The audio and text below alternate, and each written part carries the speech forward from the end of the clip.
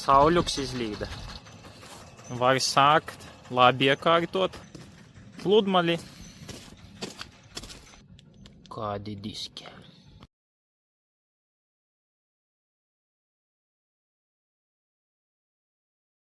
Es 2 nedēļas no vietas dienā, 14 dienas, tīrīju tikai bloku vai 8, ar speciāliem mazgāšanas līdzekļiem, ar katru, sanāk, slotiņu man vajadzēja līst katrā stūrī, lai dabūtu tos netīrumus ārā. Cik saprotu, visātrākais variants ir ar dry ice, sauso ledu to taisīt.